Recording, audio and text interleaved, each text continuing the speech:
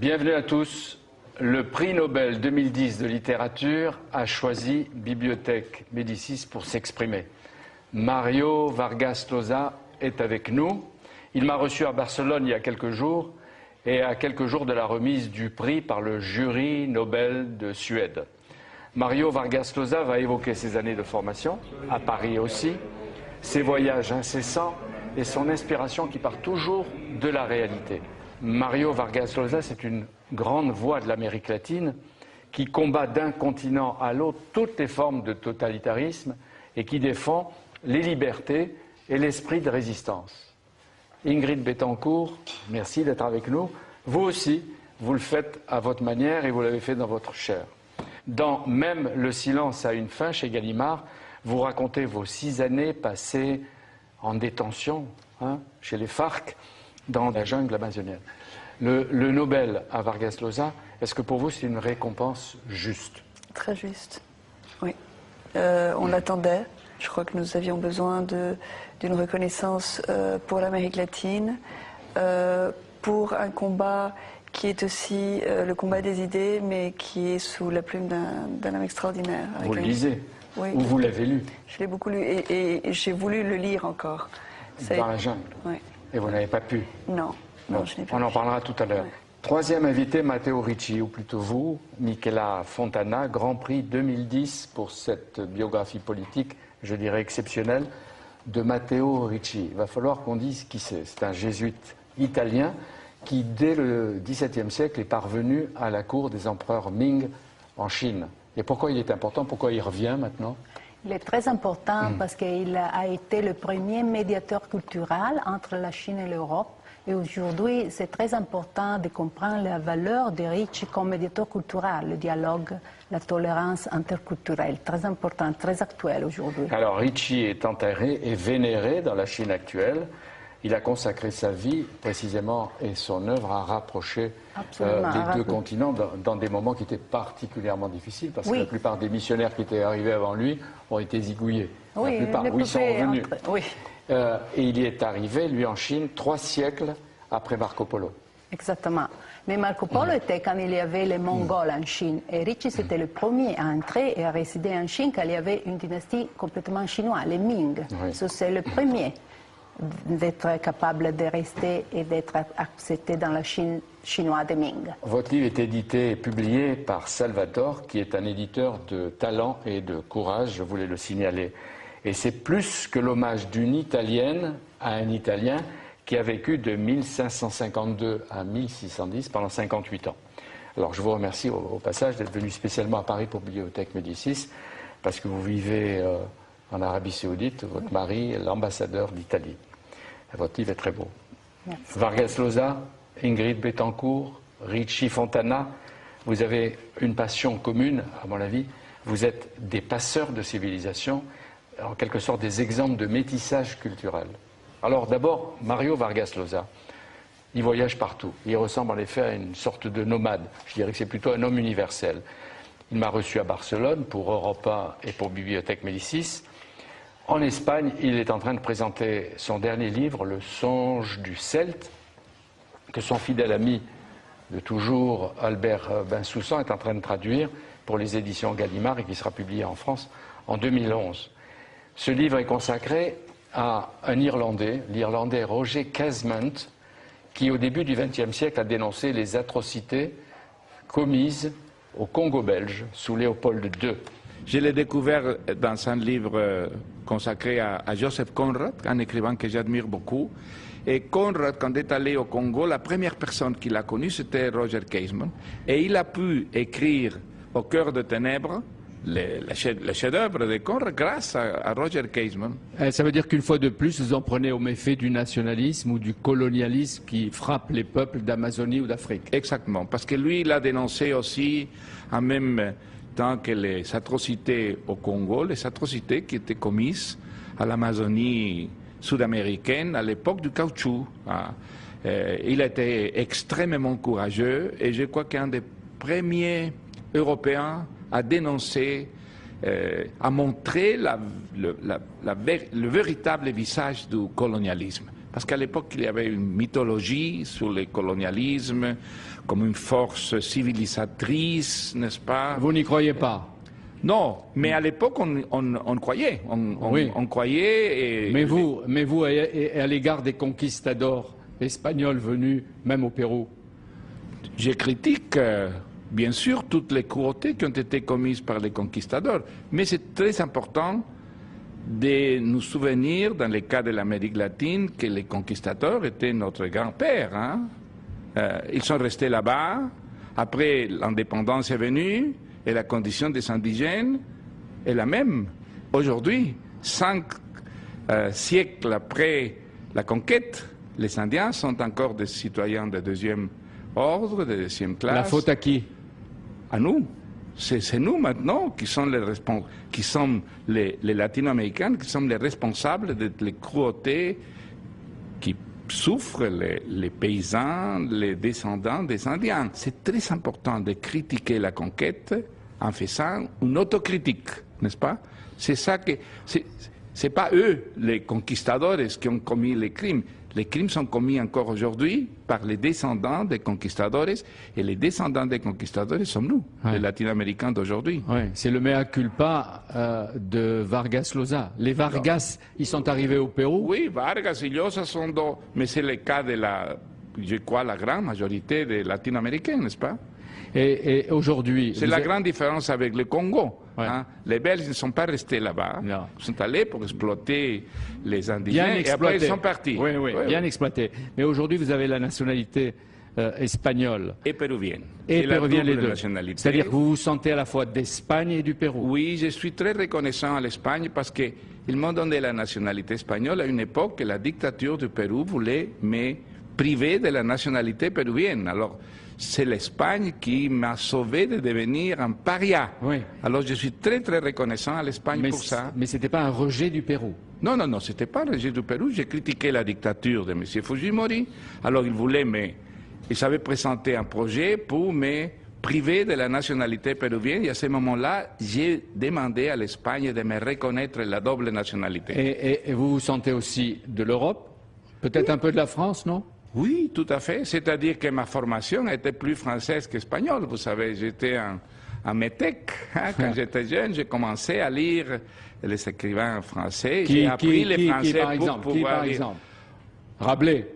Non, j'ai commencé par Alexandre Dumas, Jules Verne, Victor Hugo. Je vous ai dit que mon premier chef-d'œuvre comme lecteur a été Les Misérables de Victor Hugo. Après, les écrivains français du XIXe siècle, et surtout Flaubert. Flaubert m'a marqué profondément. Dans mes années universitaires, l'influence de Sartre et de l'existentialisme français était énorme en Amérique latine. Et moi, j'ai beaucoup Et en lu vivant à et Paris, appris. 6 ans, Et 7 après, ans. j'ai vécu à Paris presque Ouais. 7 Et ans. Camus oui. aussi? Oui, c'est-à-dire que j'ai écrit un petit livre qui s'appelle « De Sartre à Camus » en racontant mon évolution politique, hein, de disciple de Sartre à disciple d'Albert Camus. C'est-à-dire qu'avec Sartre, à l'époque, vous croyiez qu'un écrivain devait être engagé dans l'action, la société, le temps. Vous y croyez moins? C'est-à-dire que je croyais, avec Sartre, que le socialisme, le marxisme étaient l'horizon, n'est-ce pas, de notre époque. Et après, j'ai découvert que c'était vraiment la démocratie, les seuls cadres pour un progrès véritable. Et ça, c'est Camus qui me l'a appris. Oui, mais est-ce qu'on ne dit pas Vargas Llosa est devenu de droite à cause de ça? Oh, je m'en fous. Si ce que je défends, c'est la droite, tant pis. Vous avez été candidat à la présidence du Pérou, vous vous en souvenez, vous avez connu les acclamations, les sifflets et l'échec. Est-ce qu'il vous a fallu beaucoup de temps pour oublier l'échec politique? Non, non, pas beaucoup. C'est-à-dire que ça a été une expérience pour moi très enrichissante. J'ai appris beaucoup de choses. Et parmi elles, j'ai appris que je ne suis pas un politicien, hein, que je n'ai pas... Mais il fallait l'apprendre sur le terrain, là. C'est-à-dire que c'était un moment très difficile pour la démocratie au Pérou. Elle était en train de s'effondrer par le terrorisme, par l'hyperinflation. Alors c'est à ce moment-là que j'ai senti disons, l'obligation civique de participer, mais la politique n'a été jamais ma vocation, c'est la littérature. C'est-à-dire que vous avez compris que ce qui était préférable, c'est de ne pas résider dans les palais, mais de travailler avec votre plume. Oui, mais je crois qu'un écrivain a quand même une responsabilité civique. Je crois qu'un écrivain doit participer à la vie politique, et je l'ai fait, mais je l'ai fait maintenant comme citoyen, comme écrivain, pas comme un politicien professionnel. Ça, je n'ai jamais voulu le faire. Mais à qui vous en avez voulu, Mario Vargas Llosa, de votre échec? À vous-même, au Pérou, aux Péruviens? C'est-à-dire que ce sont les électeurs qui ont décidé qu'ils ne voulaient pas que je sois président du Pérou. Et sûrement, j'ai participé dans cet échec aussi, parce que je n'avais pas quand même les qualités d'un politicien réussi. Je n'ai jamais menti, par exemple, pendant toute la campagne électorale. Vous ne mentez que dans les romans. Je n'ai manqué quand j'écris des romans, exactement. Oui. C'est vrai. Dans La vérité par le mensonge, chez Gallimard, vous dites, je vous cite, « De nos jours, c'est le socialisme qui est entré dans un processus de déliquescence à l'échelle mondiale. » Alors, quelle est la meilleure voie pour le XXIe siècle? La démocratie. C'est-à-dire que quand on parle du capitalisme, on parle de choses très différentes, n'est-ce pas? C'est-à-dire il y a un capitalisme à la chinoise, qui est un capitalisme avec dictature, n'est-ce pas? Et il y a un capitalisme à l'anglaise ou à la française, qui est un capitalisme avec démocratie politique. C'est ça que je défends. Je ne défends pas l'autoritarisme, la dictature, même s'il y a une économie de marché, non? Mario Vargas Llosa ne suivra plus et déconseillera de suivre les enchanteurs du peuple, ceux qui promettent et qui ne réalisent pas, où qu'ils soient. Où qu'il soit, oui, parce qu'il y a des magiciens de cet ordre dans la droite et dans la gauche, n'est-ce pas? Il faut les critiquer le deux, oui. Ouais. La plupart de vos romans, ils partent, vous l'avez dit tout à l'heure, de votre vie. Ils prennent leur source dans votre vie. Aussi bien le premier... de manière très, très générale. La ville et les chiens, c'était les aventures d'un jeune garçon en pension, loin de sa famille et de son père, cet inconnu qu'il détestait. Mais la plupart du temps, les thèmes qui reviennent, c'est quoi? La dénonciation de l'intolérance? L'intolérance, le fanatisme, le sectarisme, toutes les sources de la violence dans les relations humaines. La critique des militaires, et Dieu sait s'il y a eu des généraux en Amérique latine. Il y en a eu? Ouais. Bien. Mais aujourd'hui, ça a l'air exemplaire, ce continent, puisque ce sont des femmes souvent qui sont aux commandes. Au Brésil, Dilma Rousseff, en Argentine, Cristina Fernandez, Cristina Kirchner. Est-ce que c'est mieux? C'est-à-dire, c'est bien que les femmes maintenant ont accès au pouvoir, mais le fait d'être femme ne garantit pas une bonne politique. Le cas de l'Argentine est plutôt tragique. Mais en général, je crois que l'Amérique latine va beaucoup mieux, et surtout parce qu'il y a des consensus entre la droite et la gauche qui avant n'existaient pas. Maintenant, vous savez, des gouvernements démocratiques de gauche, celui du Brésil, de l'Uruguay par exemple, et vous savez, gouvernements démocratiques de droite, comme au Chili, au Pérou, en Colombie. Ça, c'est un progrès énorme. Et il y a moins de généraux, et beaucoup moins. Et nous n'avons pas, pratiquement, nous n'avons pas de dictature, avec l'exception de Cuba et Venezuela. J'ai bien aimé votre phrase, vous dites que les Argentins, je ne sais pas si vous vous en souvenez, ce sont des Italiens qui parlent espagnol et qui se prennent pour des Américains. C'est pas à moi, mais c'est une espèce de plaisanterie qui circule beaucoup en Amérique latine. Oui, mais nous les Européens, est-ce que nous nous prenons encore pour des Américains ou nous commençons à nous prendre pour de futurs Chinois? Moi, je suis très, très européen, très en faveur de l'Europe. Je crois que la construction de l'Europe, malgré toutes les défaillances, est le seul projet social important vivant. Mais vous savez que les Européens n'y croient pas. Mais c'est formidable de penser que vous dites et vous écrivez que c'est le nouveau monde. Non, c'est-à-dire qu'il y a beaucoup de critiques, mais Mais ça, c'est très bien. Ça, c'est la meilleure tradition de l'Europe. Hein. La critique, l'inconformisme, le rejet le status quo. Ça, c'est très, très bien. Je crois que c'est bon pour la formation de l'Europe démocratique, cet esprit de révolte, cet esprit frondeur qui accompagne la construction de l'Europe. Et vous trouvez, Mario Vargas Llosa, que l'Europe, elle est en pleine recréation? Oui. Il faut quand même corriger beaucoup de choses. Par exemple, la paranoïa contre l'immigration. Ça, je crois qu'il faut la critiquer, la dénoncer. Parce que ça, en Europe et aux États-Unis, partout. Oui, oui, partout. Partout. C'est la paranoïa universelle aujourd'hui et qui d'abord est une manifestation de bêtises. Parce que sans l'immigration, l'Europe ne pourrait pas avoir le niveau de vie qu'il y a aujourd'hui. À qui l'Académie de Suède, le 8 décembre, va-t-elle remettre le prix Nobel de littérature? À Mario Vargas Llosa, héritier de la constante Espagne, héritier des Incas de la Cordillère des Andes, l'écrivain métissé de toutes les cultures, à qui? Je suis toutes ces choses-là. On ne peut pas séparer en moi ni les Incas, ni les conquistadores, ni l'Europe qui m'a formé intellectuellement. Je suis toutes ces choses-là en même temps. Ce jour-là, quand vous serez à la tribune avec votre texte, que vous préparez sans doute, vous le préparez? Oui, je travaille quand je peux. Ce jour-là, à qui vous penserez? Je penserai surtout aux personnes qui m'ont aidé beaucoup dans des moments difficiles de ma vie. Hein. Ma mère, mon grand-père, un oncle qui s'appelait Lucho, qui croyait en moi comme écrivain quand je n'y croyais pas. Alors, j'ai eu la chance d'être aidé par des gens généreux, alors je voudrais surtout penser à elles. Hein. Oui, c'est à eux que vous dédiez d'une certaine façon le prix. Sans doute. C'est à eux, oui. Et à tous ceux qui n'ont pas la parole ou qui n'ont pas les mots que vous trouvez.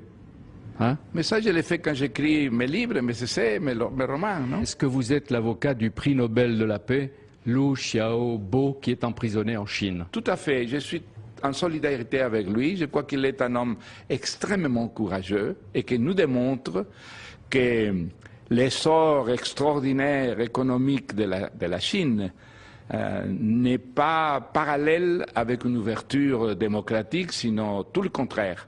Alors, je crois que c'est un prix bien mérité et qui doit nous faire réfléchir sur ce qui se passe dans la Chine. Quel message vous lui adressez? Je crois qu'il est la démonstration de que le vrai progrès n'est pas jamais seulement le progrès économique. Ça va très bien l'économie chinoise, tant mieux pour la Chine, mais c'est un progrès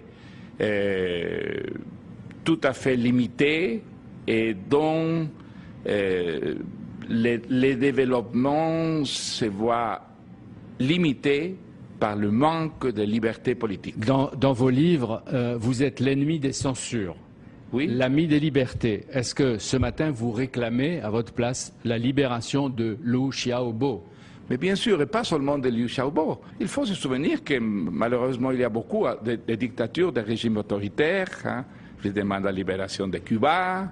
Je suis tout à fait en solidarité avec les Vénézuéliens qui essayent d'arrêter, n'est-ce pas, ces procès de militarisation autoritaire qui souffre le Venezuela. Enfin, il y a beaucoup de dictatures dans le monde, de droite, de gauche, religieuses. Est-ce qu'on peut penser que dans votre discours devant l'Académie Nobel, le 8 décembre, vous allez défendre justement les dissidents, les emprisonnés, les exclus de partout, Liu Xiaobo? Je l'ai fait toute ma vie, bien sûr que je l'ai fait aussi à Stockholm.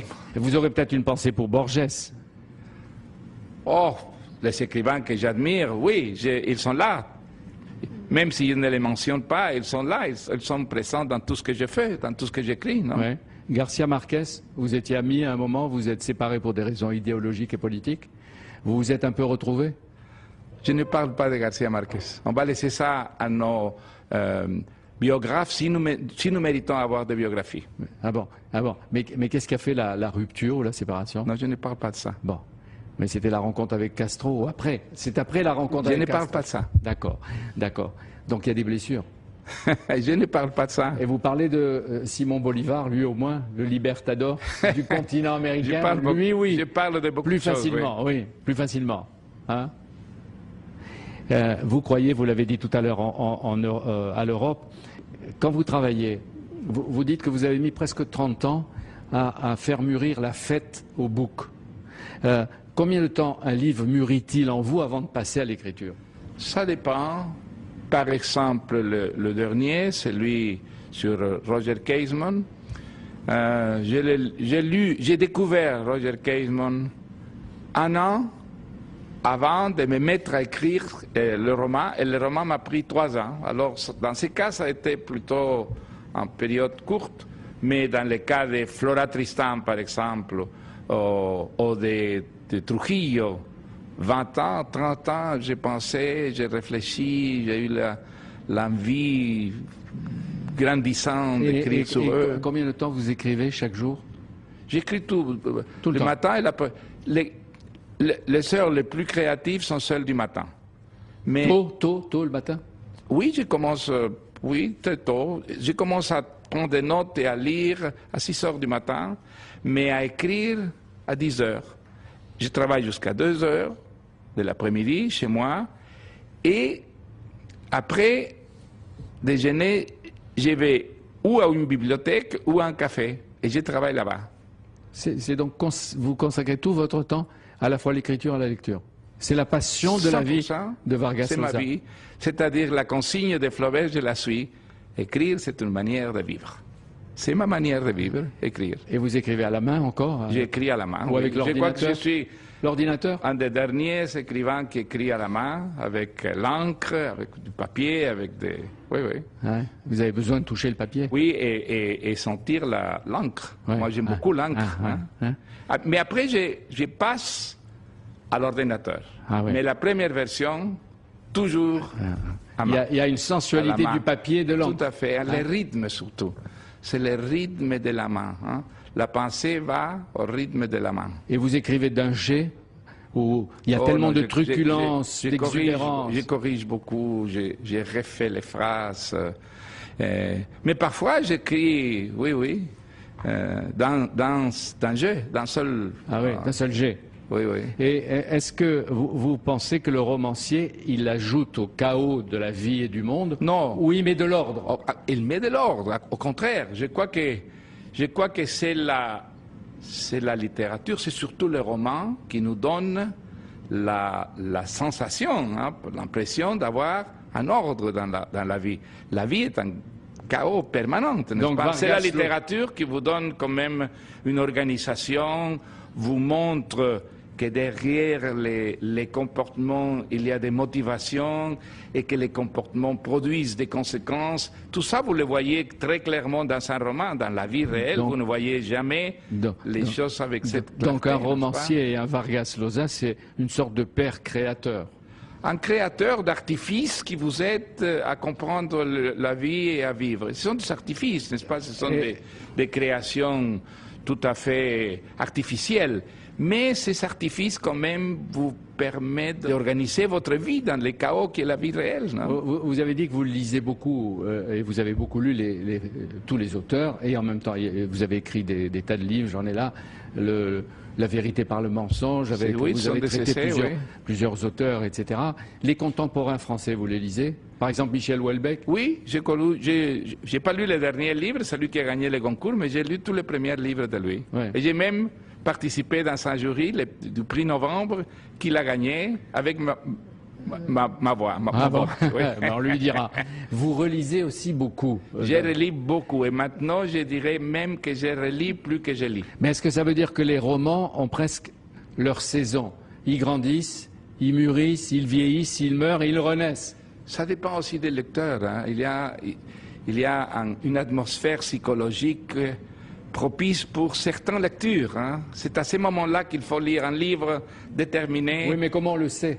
Comment on sait que c'est le moment pour celui-ci ou celui-là? On les sent. À un moment donné, on a envie de relire Tolstoï, on a envie de relire Montaigne, par exemple, n'est-ce pas? Et c'est qu'à ce moment-là, ce qu'il a écrit peut vous servir énormément. Vous pouvez apprécier mieux les génies, les talents, l'originalité d'un écrivain quand vous sentez qu'il a écrit ça pour vous, pour vous aider, vous. le lecteur. Hein. Et qu'est-ce qu'il faut faire pour ceux qui n'ont pas accès à vos livres, aux mots, à l'écrit? Je crois que tout le monde a accès aux livres. Hein. Il ne faut pas quand même exagérer. C'est-à-dire qu'il faut une éducation qui pousse les gens vers le livre, parce que c'est très important, l'existence d'une littérature riche, pas seulement comme un divertissement, comme un amusement, mais pour la formation des citoyens des sociétés libres, des sociétés ouvertes. La littérature est la meilleure manière de créer des citoyens libres, frondeurs, critiques, avec des ambitions et convaincus que la vie est mal faite. Ça, c'est le message du Nobel 2010 de littérature, Mario Vargas Llosa. C'est ça que vous essaierez de nous transmettre. Ça vous le dites moi, j'aime pas beaucoup les écrivains qui lancent des messages. Hein. Oui, mais alors qu'est-ce que vous allez dire? Qu'est-ce qui va se dégager de ce que vous êtes en train de préparer, que vous direz le 8 décembre? On verra bien, on verra bien. Je suis encore en train de travailler ces discours. J'aimerais qu'ils soient... Par exemple, j'ai lu quelques discours du prix Nobel et un discours qui m'a beaucoup ému, c'est celui de Camus.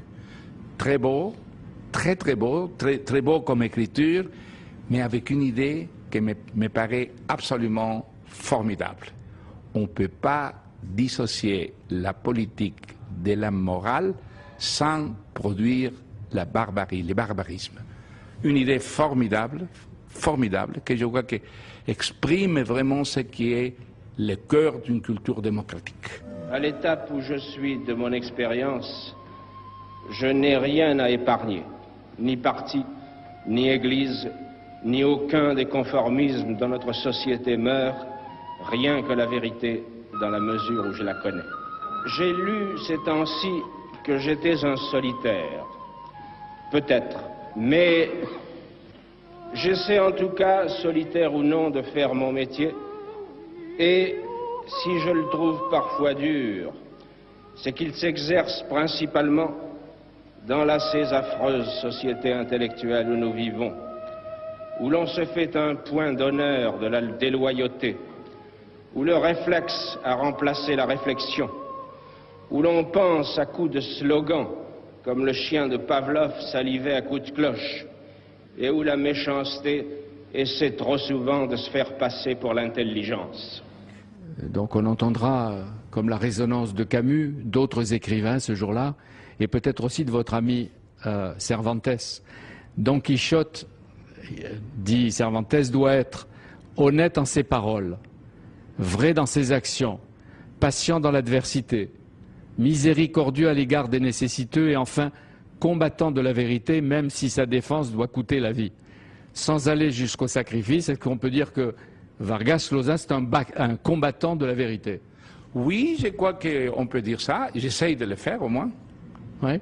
Et est-ce qu'il est possible de faire vivre dans le monde chaotique dont vous allez parler, d'aujourd'hui, une des leçons de Cervantes et de son Don Quichotte, je cite, apprend qu'un homme n'est pas plus qu'un autre s'il ne fait pas plus qu'un autre. Formidable comme description. La précision de la phrase résume vraiment quelque chose que nous pouvons appeler la philosophie de la liberté. Apprend qu'un homme n'est pas plus qu'un autre s'il ne fait pas plus qu'un autre. On est d'accord? C'est formidable. Ouais. Encore félicitations pour le prix Nobel de littérature. Merci de m'avoir accordé cet entretien pour Europe 1 et pour Bibliothèque Médicis. Est-ce que je peux vous dire à bientôt? Et Mario Vargas Llosa peut-être à Paris. À Paris. Voilà. Allez, au revoir. Enchanté. Voilà, et vous, Ingrid Betancourt, vous avez fait beaucoup plus que beaucoup d'autres. Et vous l'avez dit tout à l'heure, pour le continent américain, pour vous-même, Ingrid Betancourt, Vargas Llosa, c'est quelqu'un. Et vous racontez que le livre que vous auriez voulu lire, vous l'avez dit tout à l'heure, et qui vous fut impossible de toucher dans la jungle, c'était La Fête du bouc de Vargas Llosa. Ce livre, voilà, je l'ai là. Cette fois-ci, vous allez pouvoir le toucher, le humer, La Fête au bouc. Écoutez, merci. Dans la jungle, ça vous n'avez me pas touche pu. énormément. C'est tout à fait simple. Oui, mais en même temps, pour vous, il avait une valeur là où vous étiez. Cette fois-ci, vous pouvez le humer, le toucher, le caresser. Dans la prison où vous étiez, Ça avait un sens? Oui, ça avait un sens parce que les livres étaient rares, on avait très peu de temps pour les lire parce qu'il fallait les faire circuler et que celui-ci en particulier était très demandé. Et le dictionnaire, vous l'avez eu quand? Et le dictionnaire, je l'ai eu 2 mois avant la Libération. Ouais, c'est-à-dire que vous l'avez attendu? Pendant 4 ans.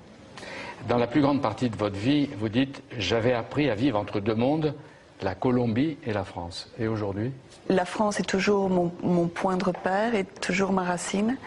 Je pense à la Colombie toujours avec comme le but à atteindre, comme le rêve. Mais je me promène dans le monde pour prendre de l'élan et pour, je pense aussi, soigner un petit peu les blessures. Quand vous étiez dans la jungle, vous vous battiez parce que vous espériez et pour espérer la libération, etc. Et là, aujourd'hui, la liberté que vous avez, est-ce que ce n'est pas une autre forme de prison? Il ne faut pas qu'elle le soit. Et il faut se battre tous les jours pour qu'elle ne le soit pas. Et il y a un risque? Mais bien sûr, parce qu'on a le risque de tomber, si vous voulez, dans cette espèce de prison de ce qu'attendent les autres de vous-même. Et il faut mettre des jalons, il faut mettre des frontières, parce que il faut se préserver soi pour pouvoir donner au monde. On ne peut pas donner au monde nécessairement ce qu'il veut. Il faut donner au monde ce qui est de meilleur en soi. Et ce que les autres veulent... Peut-être avec générosité, mais toujours dans la vérité de soi-même. Est-ce que ces 6 années dans des camps qui ont été mobiles, parce que vous êtes beaucoup déplacés, s'éloignent tout doucement de vous? Est-ce qu'elles s'estompent avec le temps? Je pense qu'ils prennent une autre dimension. Parce que je crois qu'en fait, le passé nous habite constamment. Et on peut si vous voulez, le régurgiter d'une autre façon. Je pense qu'en ce moment, c'est un passé qui a été très douloureux, mais qui devient très positif, parce que je peux le partager. Je parle de votre livre. Hein. Oui. Vous écrivez « Raconter certains faits, c'est leur permettre de rester vivants dans l'esprit des autres, alors qu'il nous paraît plus convenable de les laisser mourir à l'intérieur de nous-mêmes. » Est-ce qu'ils meurent doucement? Rien ne meurt, tout reste. Mais il y a des silences qui ne doivent pas prendre de feu. Et vous dites, certains faits sont trop douloureux pour être racontés. Mais douloureux pour qui? Pour les autres? Pour vous? Pour les deux. Pour soi et pour les autres. Je pense qu'il y a la souffrance des deux. Et je crois d'ailleurs que dans le fait de raconter des choses douloureuses que l'on a vécues, on redécouvre une autre dimension de la douleur. Lorsque je vivais ce que j'ai raconté, je crois qu'il y avait un autre moi qui avait pris le dessus, qui était fort, qui faisait face donc à chaud face à l'événement, qui avait une structure blindée. Mais lorsque je me souviens et lorsque j'ai réécrit, j'ai eu beaucoup de mal à revivre ce blindage. Je me suis retrouvée très à nu dans ma douleur et ça a été très très dur à écrire. C'est-à-dire qu'on peut vous voir comme quelqu'un de fort, d'intransigeant, mais vous êtes une solide avec quelquefois les larmes. Je crois que je suis une sensible qui de temps en temps met des armures. Et qui là-bas devait mettre cette armure. Qui devait la mettre. Mais sinon c'était la mort. Sinon c'était la mort. Ouais. Vos geôliers du phare... Mais c'était en plus la mort morale, ce qui est encore plus risqué. Oui, vos geôliers du phare auraient pu vous tuer. Mais sans doute il fallait pour eux que la Française, qui était tellement soutenue à l'extérieur et si connue, reste en vie. Mais vous ignoriez que vous alliez rester 1 an, 2 ans, 3 ans, 5 ans, 6 années entre leurs mains. Oui. Ce qui est pire, c'est ça, ne pas savoir que cette détention va avoir une fin et comment. Oui, parce que si on ne sait pas... c'est une détention qui est éternelle dans votre tête, parce qu'il n'y a pas de date limite. Donc, le futur que vous avez devant vous n'est qu'un futur d'angoisse et de douleur. C'est la grande différence avec quelqu'un qui est en prison et qui a une peine déterminée. Et combien de fois vous avez tenté de vous évader? Et vous vous êtes évadé? Oui, je me suis évadée plusieurs fois. J'en raconte 5, sans succès. Mais j'étais prête à m'évader et j'avais toujours pensé que la prochaine serait la bonne. Ouais. Vous êtes sortie avec Clara. ou avec Lucho, votre ami, et chaque fois on vous a récupéré. Et quand on vous a récupéré, vos geôliers ont été encore plus brutaux. Oui, parce que vous aviez des geôliers qui étaient soit des types souples, ou des bourreaux, des souples avec des gants blancs, des paroles douces, mais quand même des geôliers, et dans d'autres cas, des abrutis totaux, des bêtes impitoyables. Oui, absolument. Et je crois qu'il y a eu, si vous voulez, une escalade dans la cruauté, parce que d'une certaine façon, chaque fois que je m'évadais, c'était c'était l'ego des commandants qui était mis à l'épreuve, et que donc j'étais punie proportionnellement à cet ego. Donc, comment vous pensiez pouvoir vous sauver dans cette jungle avec une forêt aux arbres si hauts, si cachés, dont on ne voyait même pas le ciel? Non, j'aurais pu. Je suis trop consciente que chaque fois que j'ai raté mon évasion, c'était de ma faute. Parce que j'ai eu... Qu'est-ce qui manquait? Il a manqué du courage, sûrement. Mais non, vous l'avez eu puisque vous êtes parti. Oui, mais le courage, c'est une tension. C'est un arc tendu constamment. Et de temps en temps, lorsqu'on se sent moins dans le risque, on a tendance à laisser tomber les alertes. Et je pense que c'est ce qui s'est passé à plusieurs reprises. La dernière fois étant dramatique, puisque c'était, si vous voulez, on était face à la maladie de mon compagnon de Lucho, qui avait besoin de sucre. Qui avait besoin de sucre, il était diabétique, et voilà, et c'était la mort en face. Alors, vous avez vécu, Ingrid, dans des zones qui étaient humides à 80%, vous le racontez, oui. Entourées de bêtes grandes et petites qui collaient à la peau. Il y avait des fourmis, des guêpes, des frelons, des serpents géants. Je ne sais pas qui peut penser, qui peut affronter de tels dangers. Mais vous y étiez préparé? Non, pas du tout. Moi, j'étais une femme de la ville, très citadine. Je n'étais absolument pas préparée. Mais je crois que ce qui est intéressant, c'est de comprendre que nous sommes tous, d'une certaine façon, préparés ou pas préparés. Dans quel sens? Dans le sens où j'avais près de moi des otages qui étaient des soldats, qui avaient donc une préparation, un entraînement dans la jungle et qui souffraient autant que moi. Donc, voilà, je pense que nous étions tous très peu préparés pour ce qui nous arrivait. Sans vous torturer à nouveau, raconter deux, trois choses. Les nuits, chaque nuit, qu'est-ce qui était terrible? Les peurs, les silences, ou au contraire le vacarme de la forêt? Il y avait quelque chose de très douloureux pour moi la nuit, c'était le cri de mes compagnons lorsqu'ils avaient des cauchemars. C'était très très dur, c'était des hurlements. Et ils racontaient leurs cauchemars le matin? En général, quand vous pouviez vous parler? Quand on pouvait se parler. Ouais. J'ai été enchaînée pendant 4 ans non-stop les 24 heures. Mes compagnons étaient, eux, enchaînés le soir. Mais quand vous étiez enchaîné avec quelqu'un, en l'occurrence Clara ou quelqu'un, parce que là, même si c'est quelqu'un qui est un ami, au bout d'un moment, il y a une promiscuité insupportable. Non. Imaginez aller aux toilettes avec quelqu'un, enfin je veux dire, ce sont des choses qui sont... Enfin, et les toilettes n'étant pas les toilettes, puis ce sont des trous dans la jungle, enfin, c'est dénigrant. C'est surtout ça, c'est ce côté... Oui. Dans les camps nazis ou dans les goulags, beaucoup de prisonniers qui étaient déguenillés et pouilleux conservaient leur dignité et toutes les formes de la politesse. Ils s'appelaient docteur, maître, monsieur, etc. Et c'est très bien raconté dans un livre que j'ai parcouru, qui est éblouissant, Le voyage au pays des Écats de Julius Margolin, qui vient de sortir. Mais vous vouliez que les FARC vous appellent par votre nom et pas par un numéro. Ça, c'est extraordinaire. Oui. Est-ce que c'était une forme d'orgueil ou une manière de résister, peut-être de tenir soi-même? Mais je pense qu'on a besoin de mettre des frontières, surtout quand le respect de notre humanité est en cause. L'orgueil est différent, l'arrogance aussi est différente, c'est quelque chose, c'est un surplus, c'est presque une vanité. Mais là, c'est quelque chose essentiel pour vivre. Vous ne pouvez pas vous comporter dignement avec vous-même si vous acceptez d'être considéré par les autres comme un objet. Parce qu'en fait, nous vivons aussi dans le regard des autres. Et que voilà pourquoi, par exemple, il est si important de nommer les otages, de dire leur nom, pour que, en s'écoutant, par exemple, à travers la radio, en écoutant leur nom, ils puissent se dire à eux-mêmes qu'ils ont une identité et que cette identité les aide à faire face à l'infamie. Ce qui frappe aussi, c'est qu'entre prisonniers, il n'y a pas de solidarité. Vous ne vous entraidiez pas. Et parfois, vous vous combattiez. Parfois, vous querelliez, vous vous méprisiez. Mais c'est parfois. Parce que parfois, il y avait aussi la solidarité, l'entraide, la fraternité, l'amour. Il y avait aussi ça. C'est parce que nous sommes des êtres humains. Et la condition humaine, elle évolue. Et de la même façon qu'entre nous, nous pouvons avoir des personnes avec qui nous avons tout de suite cette chimie qui se produit, ces atomes, vraiment. De temps en temps, avec d'autres, il n'y a pas le courant qui passe. J'ai retrouvé une phrase de Matteo Ricci dans le traité de l'amitié. Comment puis-je être ami avec autrui si je ne suis pas d'abord ami avec moi-même? Oui. C'est un peu ce que vous disiez tout à l'heure.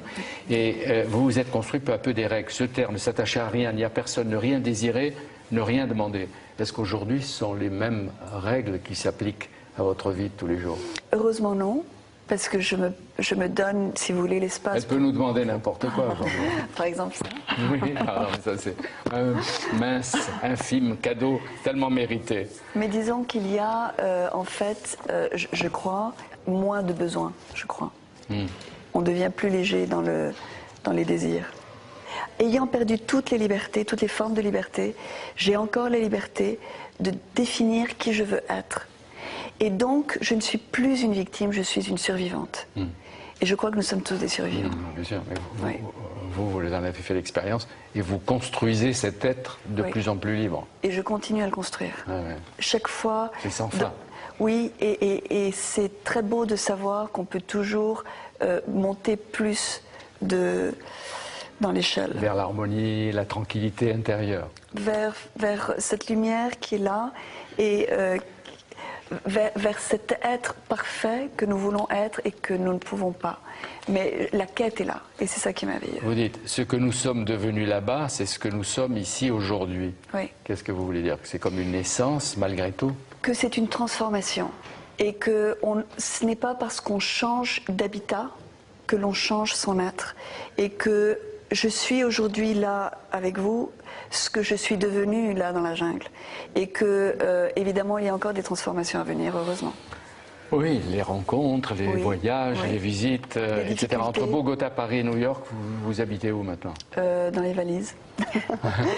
J'ai une adresse virtuelle. D'accord, mais à un moment donné, vous vous fixerez? Oui, je vais me fixer. C'est mon prochain projet. Vous continuez à vous évader, quoi. Mais cette fois-ci, on ne vous rattrape pas, c'est vous. Oui, non, cette fois-ci, j'ai besoin. Est-ce que vous croyez que vous êtes devenue plus tolérante ou au contraire plus intransigeante? Même à l'égard des gens avec lesquels vous avez eu des petites querelles ou des grandes querelles? Je crois que je suis devenue plus consciente que je veux être plus tolérante. C'est difficile parce que vous avez vos impulsions, mais disons qu'il y a toujours des alertes qui s'allument. Et lorsque, par exemple, je reçois des commentaires qui sont intolérants à mon égard, voilà, je remets les choses en contexte et je me dis, voilà. Vous savez, ce que vous devriez faire, c'est donner quelques conseils aux hommes politiques quand ils se font taper dessus, là, dire prenez la distance et ne vous emballez pas. Mais est-ce que maintenant tout vous paraît plus dense et peut-être plus léger? Oui, je crois que plus dense dans le sens où tout a une importance. Chaque détail de la vie est important. Chaque façon de dire ou l'attitude que l'on prend est important. Mais plus léger parce que justement, les erreurs du passé, on peut les améliorer, on peut s'améliorer. Est-ce que vous croyez que vous finirez par vous réconcilier avec les ou des Colombiens? Je suis réconciliée dans mon cœur. Je sais mais ils ne le savent pas. Ils le savent. Ils le savent parce qu'ils savent que j'adore mon pays. Il faut que je fasse aussi Voilà.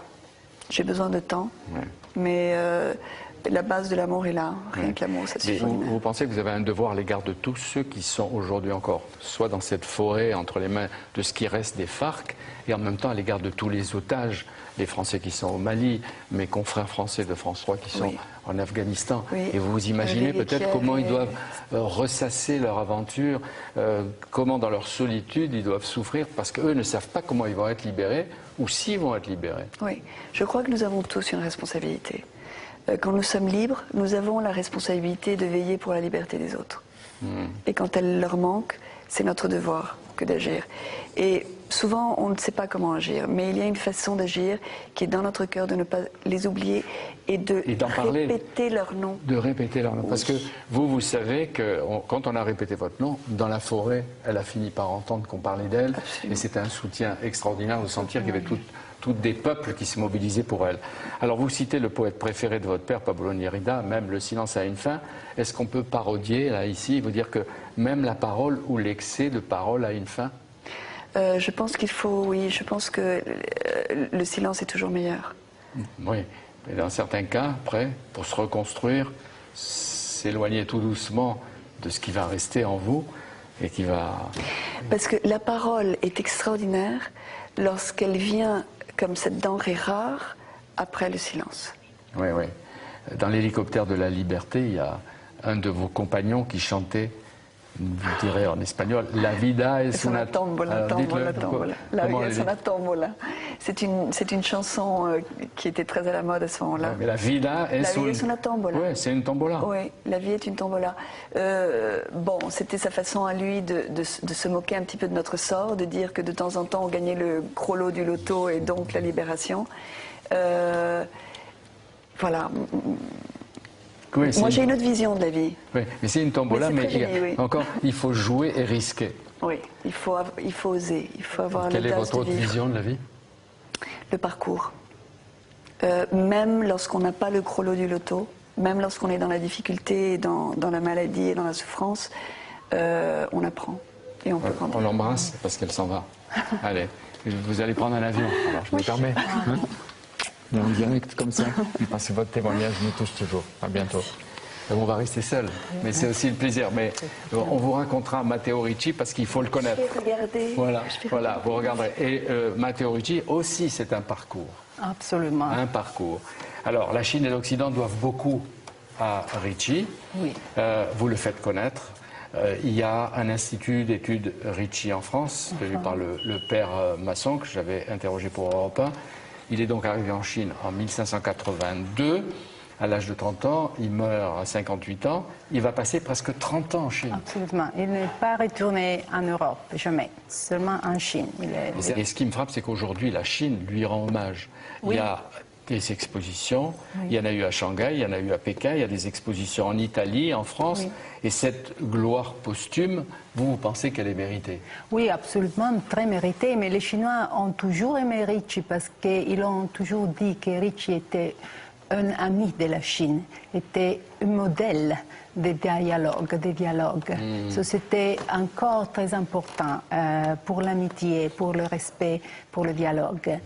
Et un modèle de médiation culturelle. Alors on va parler de lui. Oui. D'abord, Ricci, il est né dans une petite ville italienne, Macerata. Moi, j'ai un savoir tout récent. Oui. J'ai lu depuis peut-être un an différents textes et c'est ça qui m'a frappé, sa présence. Et votre biographie est vraiment magnifique. Moi, je la recommande et je la recommanderai un peu partout. Il arrive à Rome pour apprendre. Pour apprendre le droit, mais il ne pense pas à la Chine? Non, pas encore. Le père veut que Ricci apprenne le droit et il change et lui devient jésuite et il va étudier dans le collège romain, l'université des jésuites. Et alors, les jésuites voyagent beaucoup dans le monde, ils sont en mission et c'est leur patron et créateur Ignace de Loyola qui dit, et vous le citez, notre vocation est d'aller d'un lieu à un autre, de vivre en n'importe quelle partie du monde où l'on espère un plus grand service de Dieu et une plus grande aide pour les âmes. Donc, ils ont le courage, ils partent. Lui ira en Chine. Mais il faudra un temps fou pour y aller. Et ensuite, pour apprendre la langue. Absolument. Il avait cette nouvelle stratégie missionnaire de l'accommodation culturelle. Vous devez apprendre la langue du pays que vous voulez évangéliser. C'était la première fois. Donc il lui faut du temps, Ricci, avant d'y arriver. Absolument. Il a mis 10 ans pour apprendre le chinois. Il a étudié. Alors lui, il a raconté son aventure. Oui. On la connaît comment? Parce qu'il y a des lettres. Il y a des lettres. Les lettres qui sont restées sont 54.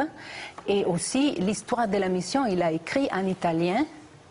Et c'est possible de la lire. C'est l'italien du XVIIe siècle, un peu difficile, un peu mélangé, mais avec le portugais. Vous êtes italienne et scientifique, mathématicienne surtout. Oui. Ça fait 2 raisons pour vous intéresser Absolument, à lui, 2 raisons. qui était un adepte des sciences, un mathématicien, un astronome, etc. Et ça l'a aidé d'ailleurs toute sa vie pendant son séjour en Chine. Et vous, qu'est-ce qui vous a mis sur la trace de Ricci? À le début, c'était exactement la traduction que Ricci a fait d'Euclide, de ses livres très importants. Euclide, géométrie arithmétique en chinois. C'était quelque chose d'incroyable. Et j'étais intéressée pour ça. Et après, quand je suis arrivée à Pékin, j'ai vu que les Chinois aimaient Ricci beaucoup. Et Ricci, avec le nom chinois Li Mado, parce que vous devez dire les noms. Oui, Li Mado, ça veut dire le Li sage. pour Ricci et Mado pour Matteo. parce que le nom c'est... Non, mais ça a une signification poétique. Non, c'est la symbolique. phonétisation. C'est seulement la phonétisation. Limado. Limado. Il a 25 ans, il embarque à Lisbonne pour la Chine. Oui. La Chine qu'ils affrontaient, dites-vous, non sans quelques craintes. C'était un pays mystérieux et hostile qui interdisait son territoire aux étrangers, considérés comme des illettrés et des ennemis dangereux. La Chine s'était fermée comme une forteresse. Complètement fermée comme une forteresse, Oui. oui. Mais Ricci a compris que pour rester en Chine, elle devait apprendre le chinois et étudier la culture chinoise. Et il a étudié Confucius, la philosophie confucienne. Confucius, oui. Et c'est quelque chose qui lui a donné la possibilité d'interagir avec les intellectuels chinois, avec les mandarins.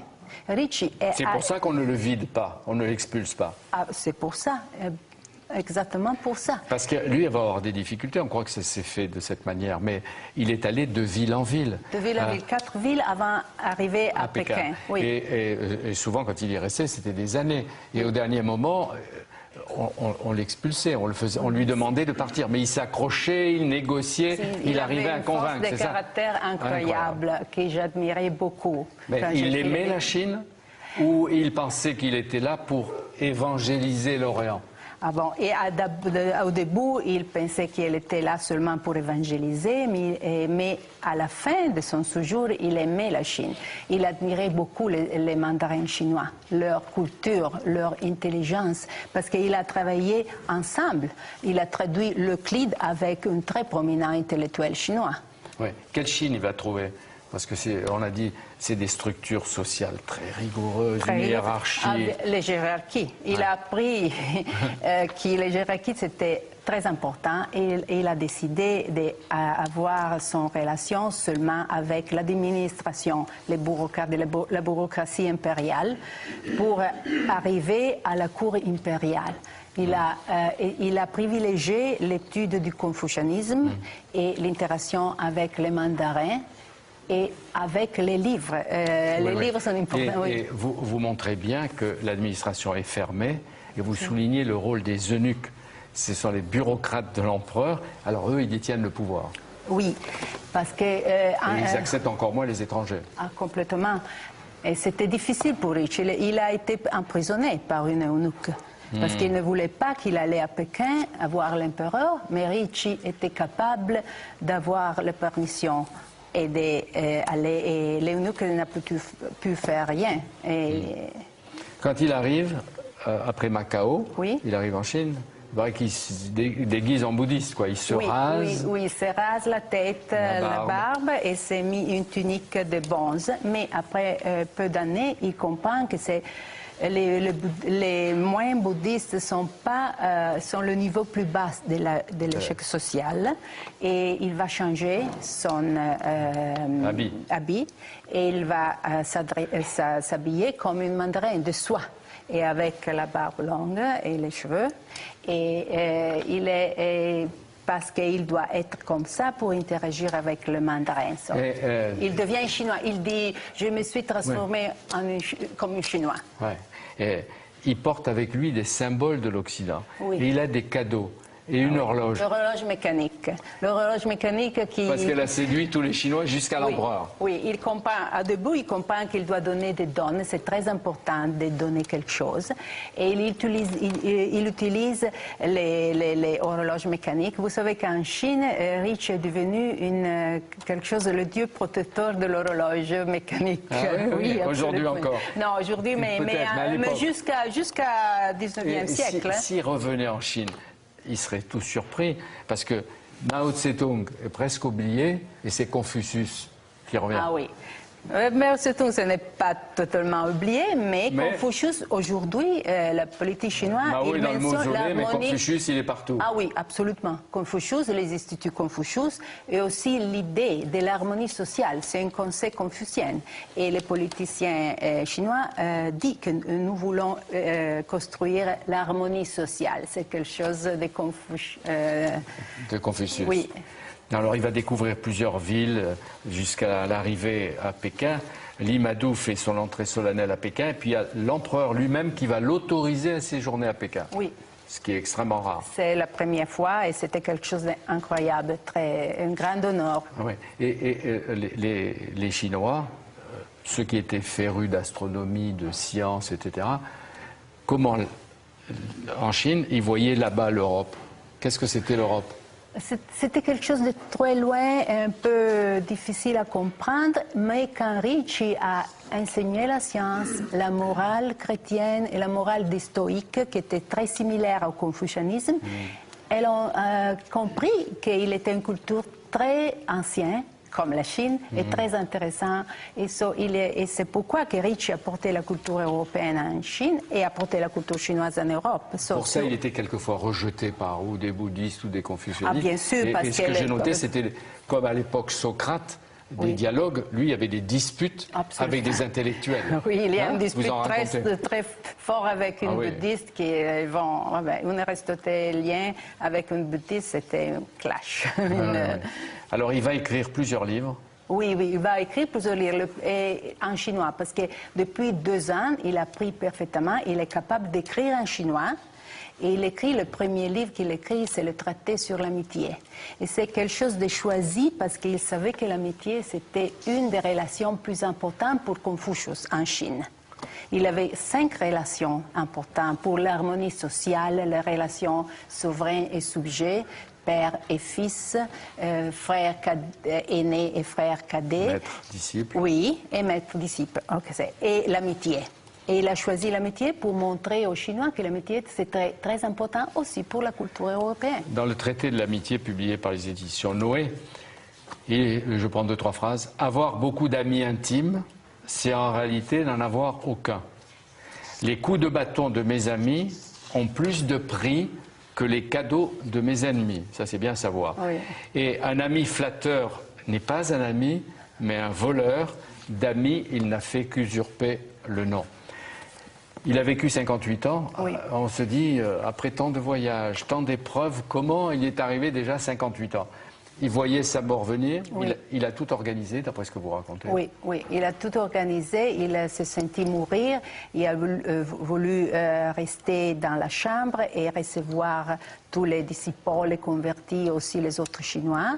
Et il voulait dire à les nouveaux missionnaires qui arrivaient qu'il devait, la Chine c'était un pays difficile, mais avec la culture, c'était très important de continuer le travail de Ricci, qui était très particulier. Et il savait qu'il avait choisi d'utiliser la science et la culture. Et vous montrez bien que l'empereur va lui attribuer, ça il ne le saura pas, à Pékin, l'emplacement où il est enterré aujourd'hui. Oui, c'était un incroyable honneur pour Ricci, d'avoir, pour les jésuites, d'avoir l'enterrement en Chine, à Pékin. Et aujourd'hui aussi, la tombe de Ricci est gardée et montrée au public comme quelque chose de très important, comme un symbole des relations.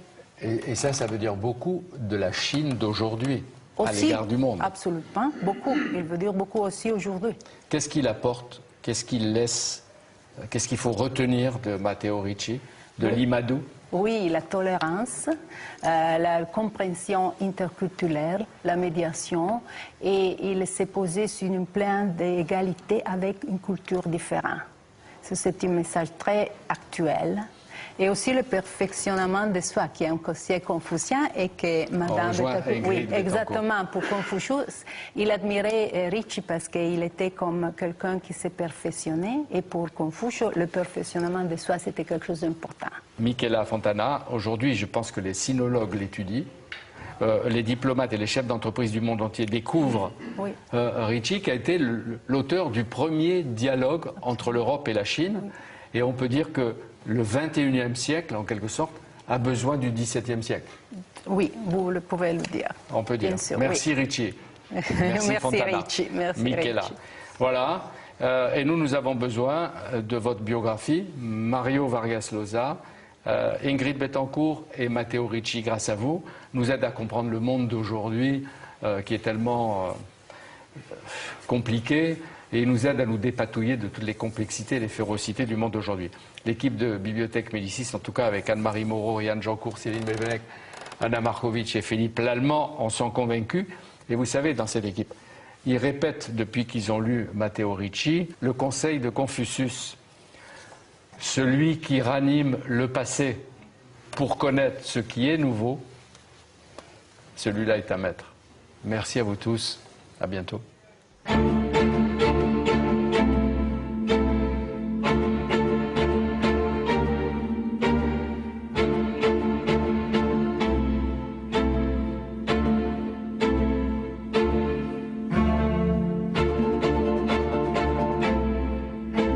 Majorité des latino-américains, n'est-ce pas? Et aujourd'hui... C'est la grande différence avec le Congo. Ouais. Hein. Les Belges ne sont pas restés là-bas. Non. Ils sont allés pour exploiter les indigènes et après ils sont partis. Oui, oui, bien exploité. Mais aujourd'hui, vous avez la nationalité espagnole. Et péruvienne. Et C'est la péruvienne, les double deux. nationalité. C'est-à-dire que vous vous sentez à la fois d'Espagne et du Pérou. Oui, je suis très reconnaissant à l'Espagne parce qu'ils m'ont donné la nationalité espagnole à une époque que la dictature du Pérou voulait me priver de la nationalité péruvienne. Alors, c'est l'Espagne qui m'a sauvé de devenir un paria. Oui. Alors, je suis très, très reconnaissant à l'Espagne pour ça. Mais ce n'était pas un rejet du Pérou. Non, non, non, ce n'était pas un rejet du Pérou. J'ai critiqué la dictature de M. Fujimori. Alors, ils avaient présenté un projet pour me priver de la nationalité péruvienne. Et à ce moment-là, j'ai demandé à l'Espagne de me reconnaître la double nationalité. Et vous vous sentez aussi de l'Europe? Peut-être un peu de la France, non? Oui, tout à fait. C'est-à-dire que ma formation était plus française qu'espagnole. Vous savez, j'étais un métèque. Hein. Quand j'étais jeune, j'ai commencé à lire les écrivains français. J'ai appris les français par exemple, pour pouvoir par lire. exemple Rabelais?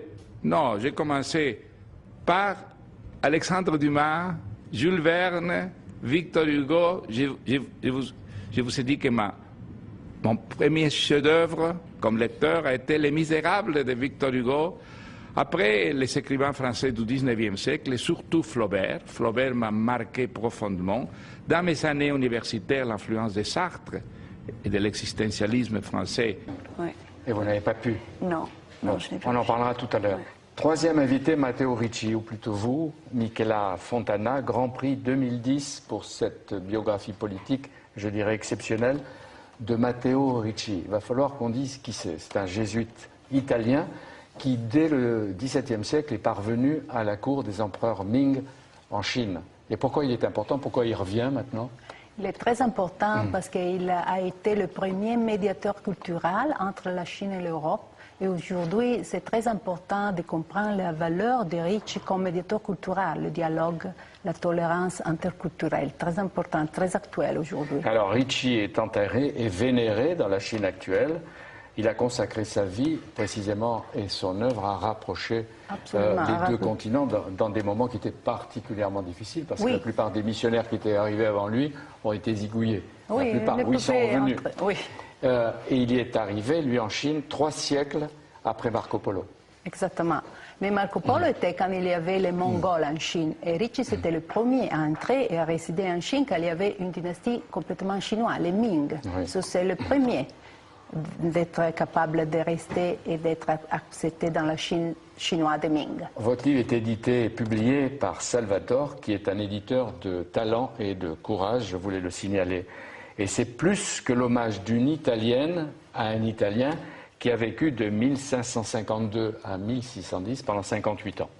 Alors je vous remercie au passage d'être venu spécialement à Paris pour Bibliothèque Médicis, parce que vous vivez en Arabie Saoudite, votre mari est l'ambassadeur d'Italie. Votre livre est très beau. Merci. Vargas Llosa, Ingrid Betancourt, Ricci Fontana, vous avez une passion commune, à mon avis. Vous êtes des passeurs de civilisation, en quelque sorte des exemples de métissage culturel. Alors d'abord, Mario Vargas Llosa, il voyage partout. Il ressemble en effet à une sorte de nomade. Je dirais que c'est plutôt un homme universel. Il m'a reçu à Barcelone pour Europe 1 et pour Bibliothèque Médicis. En Espagne, il est en train de présenter son dernier livre, Le Songe du Celte, que son fidèle ami de toujours, Albert Bensoussan, est en train de traduire pour les éditions Gallimard et qui sera publié en France en 2011. Ce livre est consacré à un Irlandais, l'Irlandais Roger Casement, qui au début du XXe siècle a dénoncé les atrocités commises au Congo belge sous Léopold II.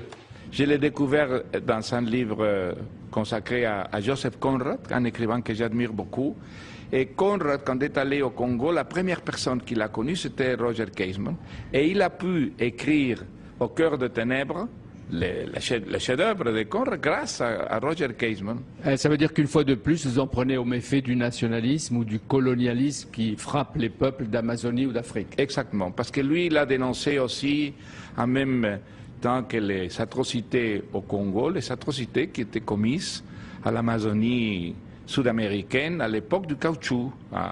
Il a été extrêmement courageux et je crois qu'un des premiers Européens à dénoncer, à montrer le véritable visage du colonialisme. Parce qu'à l'époque, il y avait une mythologie sur le colonialisme comme une force civilisatrice, n'est-ce pas? Vous n'y croyez pas?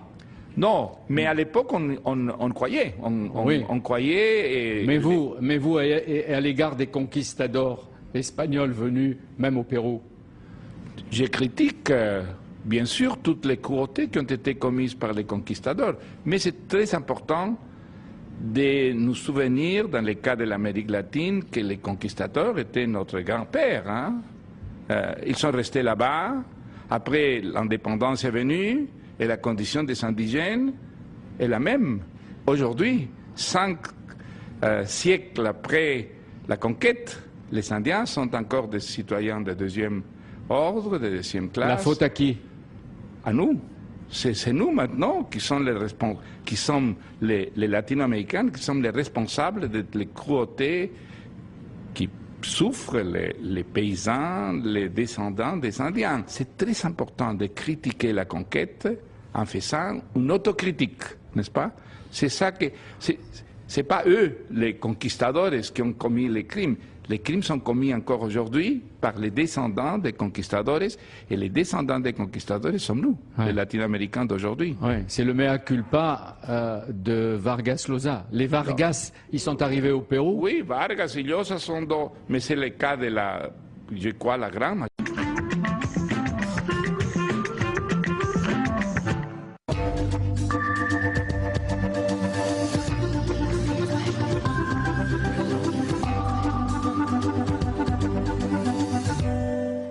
Bienvenue à tous. Le prix Nobel 2010 de littérature a choisi Bibliothèque Médicis pour s'exprimer. Mario Vargas Llosa est avec nous. Il m'a reçu à Barcelone il y a quelques jours et à quelques jours de la remise du prix par le jury Nobel de Suède. Mario Vargas Llosa va évoquer ses années de formation, à Paris aussi, ses voyages incessants et son inspiration qui part toujours de la réalité. Mario Vargas Llosa, c'est une grande voix de l'Amérique latine qui combat d'un continent à l'autre toutes les formes de totalitarisme et qui défend les libertés et l'esprit de résistance. Ingrid Betancourt, merci d'être avec nous. Vous aussi, vous le faites à votre manière et vous l'avez fait dans votre chair. Dans Même le silence a une fin, chez Gallimard, vous racontez vos 6 années passées en détention chez les FARC, dans la jungle amazonienne. Le Nobel à Vargas Llosa, est-ce que pour vous c'est une récompense juste? Très juste, oui. On l'attendait. Je crois que nous avions besoin d'une reconnaissance pour l'Amérique latine, pour un combat qui est aussi le combat des idées, mais qui est sous la plume d'un homme extraordinaire. Vous le lisez? Oui. Ou vous l'avez lu? Je l'ai beaucoup lu et j'ai voulu le lire encore.